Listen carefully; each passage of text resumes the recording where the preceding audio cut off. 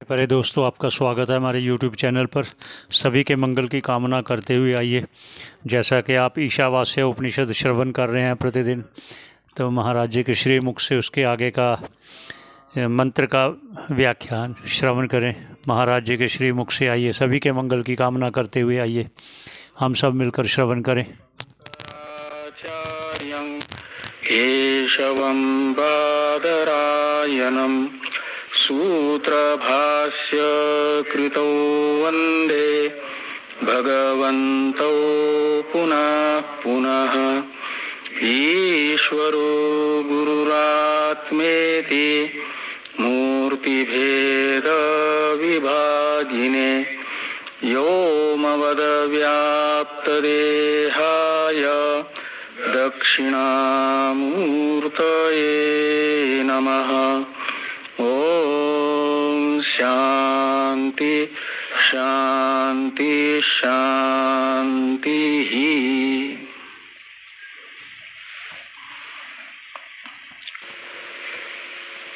उत्क्रमण का अर्थ निकलेगा भावी प्राप्त होने वाले कार्यक्रम संघात में अहम वृत्ति का आलम्बन पूर्वक पूर्व जो साधक शरीर है उससे निवर्तन।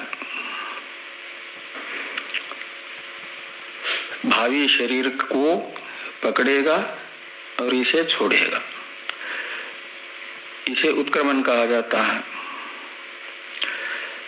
और ये उत्क्रमण होते ही क्या हो जाता है, जिसका जिसका इस प्रकार का उत्क्रमण होगा भावी शरीर को मैं के रूप में पकड़ेगा और पूर्व शरीर को छोड़ेगा, ये उत्क्रमण हुआ। छोड़ेगा का मतलब अहम वृत्ति के आलम्बन के रूप में छोड़ेगा, विषय के रूप में छोड़ेगा। तो यहां तक की प्रक्रिया को माना जाता है उत्क्रमण। और जिसका जिसका उत्क्रमण होता है, किसका किसका होता है उत्क्रमण? जिसको निर्विशेष परमात्मा का मैं के रूप में करामलकवत साक्षात्कार नहीं हुआ, निर्विशेष परमात्म स्वरूप का अज्ञान जिसके बुद्धि में है, यानी अविद्या रूप कारण शरीर आवरण दोष जिसके बुद्धि में विद्यमान है, उन सब का उत्क्रमण होता है। जिनकी जिनकी बुद्धि में आवरण है उन सब का यानी अज्ञानी मात्र का उत्क्रमण होगा। और जिसका जिसका उत्क्रमण होता है उसको फिर हृदय संबंधी 101 नाड़ी में से अपने अपने कर्म तथा चिंतन के अनुसार किसी न किसी नाड़ी से निकलना होता है। तो जिसने जो अपना भावी जन्म का प्रारब्ध सुनिश्चित किया है, वो जिस शरीर में भोगा जा सकता है, वो शरीर जिस लोक का मिलना है, उस लोक में पहुंचाने वाली नाड़ी का द्वार उसके लिए खुल जाता है। तो द्वार खुलते ही माना जाता है अगला जन्म प्रारंभ हो गया, वो निकल जाएगा द्वार से। ब्रह्मलोक में जिनको जाना होता है और फिर मार्ग की भी जरूरत होती है। वो मार्ग है 3, उत्तरायण, दक्षिणायन और जायस्व मृयस्व। इन 3 मार्गों में से ही जिनका जिनका उत्क्रमण होता है उनका उनका गमन होता है, उस लोक में पहुंच जाते हैं। उत्तरायण मार्ग में गमन करने के लिए जरूरी होता है 101 नाड़ी जो हृदय संबंधी प्रधान नाड़ियां हैं, उनमें से मुख्य नाड़ी सुषुम्ना, उसका द्वार खुल जाए और सुषुम्ना से इस शरीर से निर्गमन मूर्धा द्वारा जिसका होता है, उसी को उत्तरायण मार्ग की प्राप्ति होती है। वही उत्तरायण मार्ग का अधिकारी है। यहाँ वायु अनिलम अमृतम, अथ शब्द पहले आएगा, अथ वायु अमृतम अनिलम प्राप्नुयात। इस वाक्य के द्वारा इसका तात्पर्य बताते हुए भाष्यकार भगवान ने बताया ना कि उत्क्रमण की प्रार्थना की गई। कहा यहाँ इसका ये तात्पर्य कैसे निकल रहा है उत्क्रमण का, कि इसलिए कि मार्ग याचन सामर्थ्यात। तो मार्ग की याचना पहले भी की और अभी अंतिम मंत्र जो है 18वां उसके द्वारा भी की जाएगी। अग्ने नय सुपथा राये अस्मान इत्यादि मंत्र से। तो इसमें इस मंत्र में प्रयुक्त जो सुपथा ये तृतीयांत पद है आने वाले मंत्र में, उसका अर्थ है उत्तरायण मार्ग।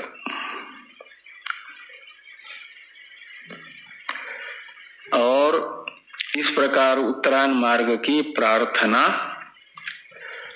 करने के सामर्थ्य से माना जाएगा कि मार्ग किसको मिलते हैं, इन तीन मार्गों में से जिनका उत्क्रमण होता है उन्हीं को मिलते हैं।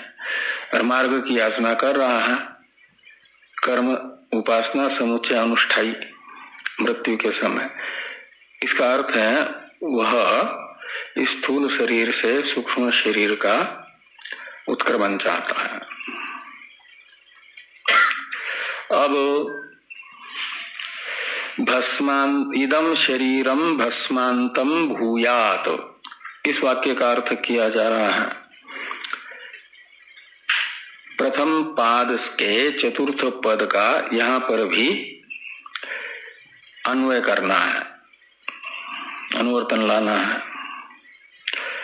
तो इसलिए भाष्कर भगवान कहते हैं कि अथ इदम शरीरम। तो अथ और इदम इन दो शब्दों को ला करके इदम शब्द का अन्वय शरीर के साथ हुआ और अथ शब्द का अर्थ हो जाता है उत्क्रमण के पश्चात। जब मैं इस शरीर से निकल जाऊंगा, उत्तरायण मार्ग मुझे प्राप्त होगा और ब्रह्मलोक की यात्रा प्रारंभ हो जाएगी,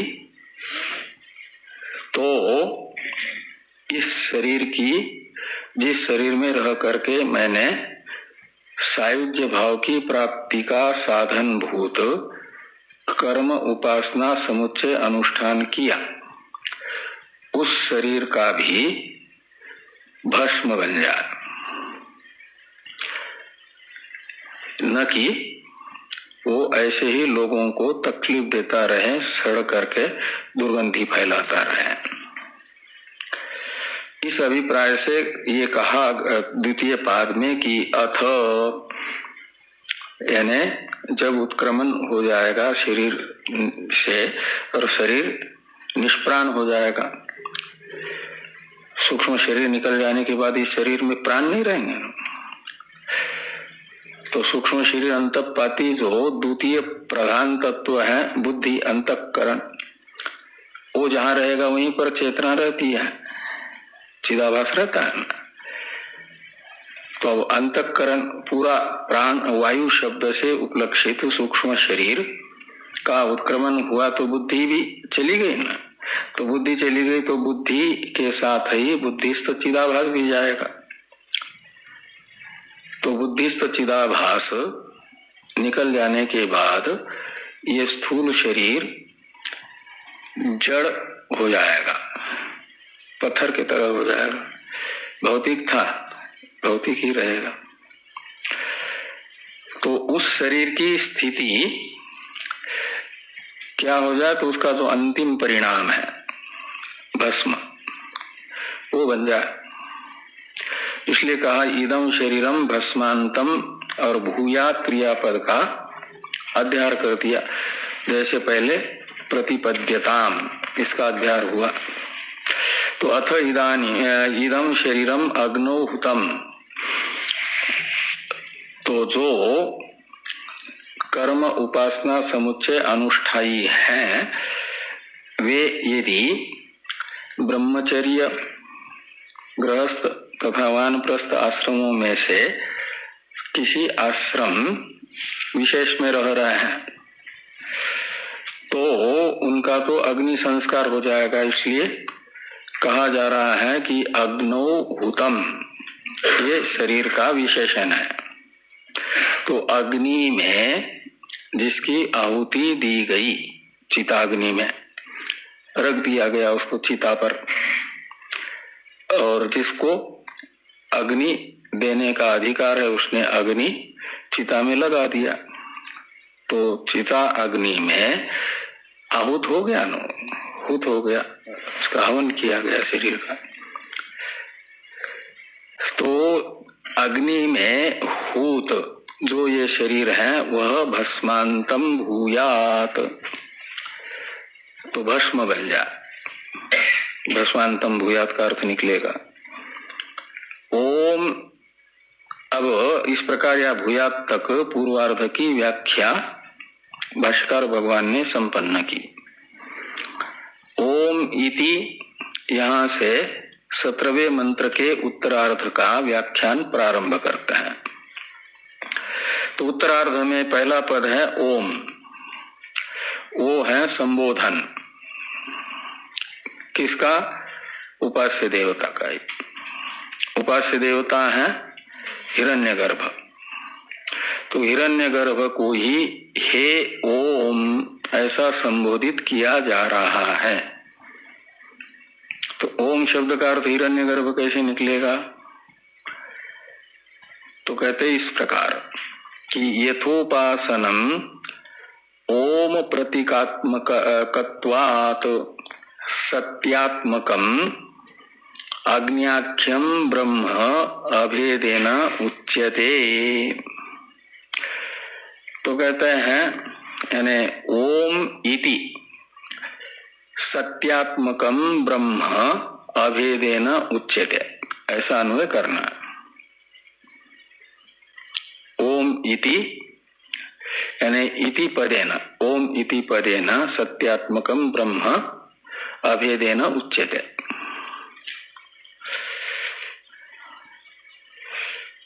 तो कहते सत्यात्मक ब्रह्म को ओम इस पद से कैसे कहा जा रहा है, क्यों कहा जा रहा है?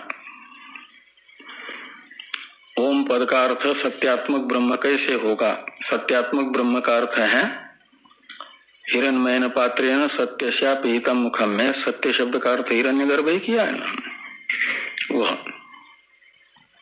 तो यहाँ पर भी सत्यात्मकम ब्रह्म यानी वही हिरण्यगर्भ, और उसका अग्नि भी एक नाम है। हिरण्यगर्भ की जाठर अग्नि को प्रतीक मान करके भी उपासना बताई गई है।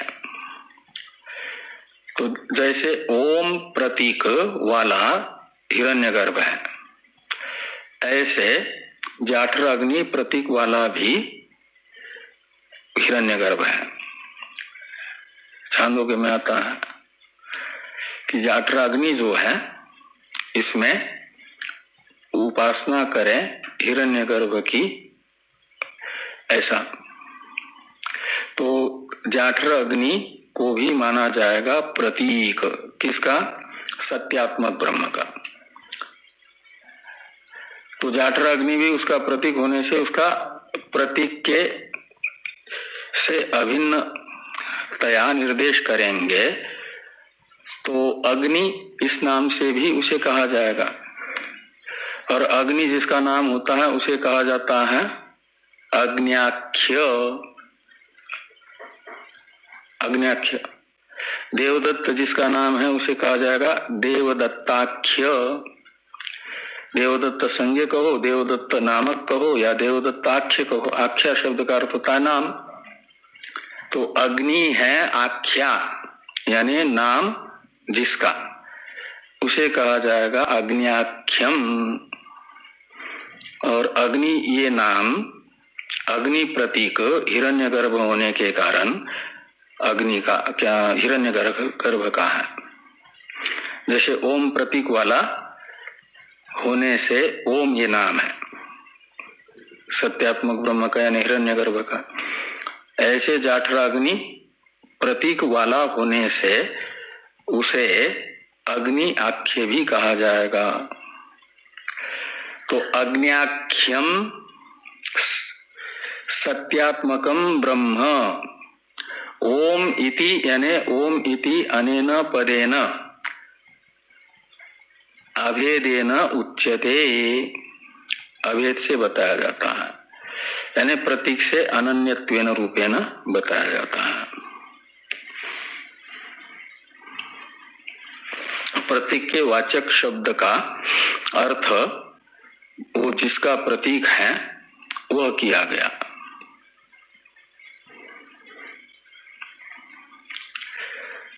तो ओम इसके विषय इस विषय चर्चा संपन्न हुई। प्रथम पद का व्याख्यान हुआ उच्चते यहाँ तक ओम इति से लेकर के एक वाक्य से। ये ओम पद की व्याख्या है। और दूसरा पद कौन सा है उत्तरार्ध में? क्रतो, ये भी संबोधन है। तो इसे कहा जा रहा है हे क्रतो, और क्रतु शब्द का अर्थ किया जा रहा है संकल्पात्मक। क्रतु शब्द का अर्थ होता है संकल्प, और संकल्प ये तो एक अंतःकरण की वृत्ति है ना।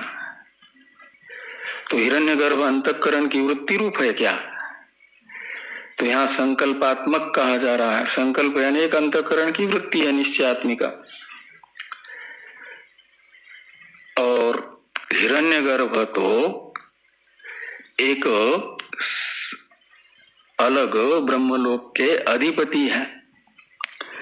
जैसे आप इस लोक के नागरिक हैं और इस राष्ट्र की प्रथम नागरिक राष्ट्राध्यक्ष जो है राष्ट्रपति वो है। ऐसे ही ब्रह्मलोक के प्रथम नागरिक कौन है? हिरण्यगर्भ। उन्हें हिरण्यगर्भ कहा जाएगा। वही ब्रह्मलोक के अधिपति हैं। और संकल्प शब्द का तो अर्थ है अंतःकरण की एक वृत्ति विशेष। अंतःकरण की अनेक वृत्तियां होती हैं, उनमें से एक संकल्पात्मक वृत्ति को कहा जाएगा संकल्प शब्द से। तो हिरण्यगर्भ को संकल्प के वाचक क्रतु शब्द से कैसे संबोधित किया जा रहा है, ये प्रश्न उपस्थित हो सकता है ना। इसके लिए कल बताया गया था, मूल का व्याख्यान करते समय क्या बताया गया था, क्या हेतु बताया गया था?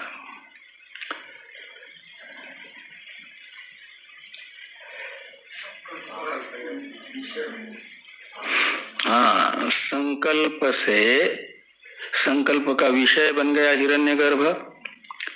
अहम वृत्त्यात्मक जो संकल्प, और उस अहम वृत्ति का आलंबन विषय किसको बनाया गया? हिरण्यगर्भ को। ये जो साधक है जिसका अंतिम समय है, उसने जीवन भर क्या किया है? हिरण्यगर्भ का मैं के रूप में चिंतन किया है। का मतलब जो भी अंतःकरण की मैं इत्याकारक वृत्ति बन रही थी, उसे अहम वृत्ति कहो या संकल्प कहो, उसका आलंबन किसको बनाया उसने? आलंबन यानी विषय हिरण्यगर्भ को। तो घटाकार वृत्ति का विषय घट बन जाता है, तो माना जाता है उस घटाकार वृत्ति ने उसे अपने अंदर समा लिया। ऐसे अहम वृत्ति का विषय किसी के हिरण्यगर्भ बन गया का अर्थ निकलेगा उसकी अहम वृत्ति रूप संकल्प ने उसे अपने में समा लिया, ग्रसित कर लिया। जैसे राहु केतु, राहु ग्रसित कर लेता है ग्रहण के समय, खग्रास सूर्य ग्रहण या चंद्र ग्रहण होता है, तो सारा का सारा राहु के ग्रसित कर लेता है ना।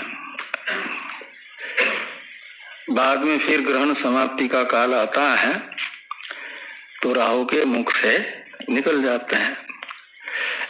ऐसे ही अहम वृत्ति रूप संकल्प से ग्रसित होने के कारण, अब जिससे ग्रसित होता है, आप अपने थाली में परोसे हुए भोजन को ग्रसित कर लेते हैं, भोजन के माध्यम से अपने अंदर समा लेते हैं, तो फिर उस भोजन को, भोजन के माध्यम से आपके पेट में प्रविष्ट अन्न को आप अपने से अलग नहीं समझते, अपने में समा लेते हैं, मैं ही मान लेते हैं, इदम को मैं मान लिया।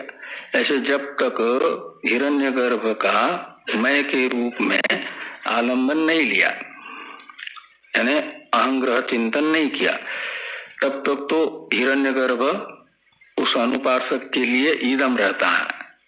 ऐसे उपासना के परिपाक के पहले तक क्या हो जाता है कि हिरण्यगर्भ ईदम होता है, और जैसे ही अहम ग्रह उपासना का परिपाक हो जाता है, इस उपासक का तो शास्त्रानुसार अहंग्रह चिंतन परिपूर्ण हुआ है, उसे अपनी साधना पर विश्वास है। वह साधक क्या करेगा कि अपनी अहम वृत्ति को अंतिम समय में भी हिरण्यगर्भ का ही आलम्बन लेगा ना, बनाएगा, तो उसकी अहम वृत्ति रूप संकल्प से ग्रसित होने के कारण संकल्प से अलग हिरण्यगर्भ नहीं रहा, इसलिए माना जाएगा हिरण्य उपासक के संकल्प का आलम्बन बनने के कारण संकल्पात्मक हिरण्यगर्भ है, और संकल्प के वाचक क्रतु शब्द से उसको संबोधित किया गया, हिरण्यगर्भ को, हे क्रतो, ऐसा। तो ये कह रहे हैं कि हे क्रतो यानी संकल्पात्मक, और स्मर, ये ओम और क्रतो इन दो शब्दों से संबोधित करने के बाद अपने उपास्य को उपासक कह रहा है कि स्मरण करो।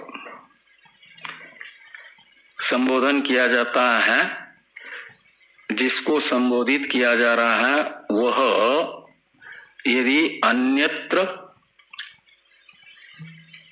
मन वाला है, उसका मन कहीं और है, और आप उसके सामने अपना कोई विशेष प्रस्ताव रखना चाहते हो, तो उसके लिए फिर संबोधित करके उसके अन्यत्र गए हुए मन को अपने ओर खींचने के लिए संबोधित करते हैं कि वो हमारी बात सुने।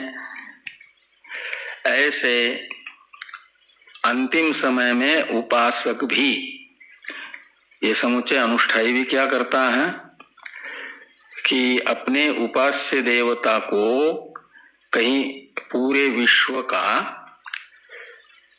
संचालन करना है, उनको व्यवस्था देखनी है पूरे संसार की,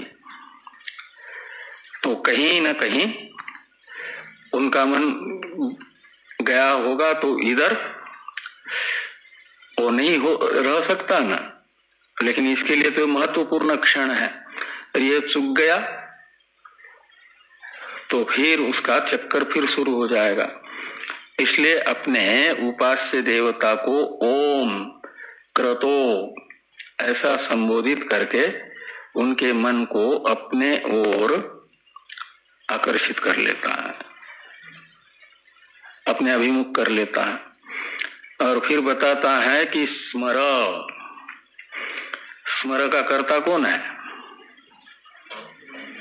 त्वम, मध्यम पुरुष है ना, तो मध्यम पुरुष में युष्मत् शब्द का प्रयोग हो या न हो तभी मध्यम पुरुष होता है, मध्यम पुरुष का अवसर होने पर। तो यहाँ युष्मत् शब्द का प्रयोग न होने पर भी एक वचन होने से त्वम, द्विवचन होता तो युवाम, और बहुवचन होता तो यूयम। तो यहाँ एक वचन है स्मर, यानी तुम स्मर, आप स्मरण करो, अपने इष्ट देवता से कह रहा।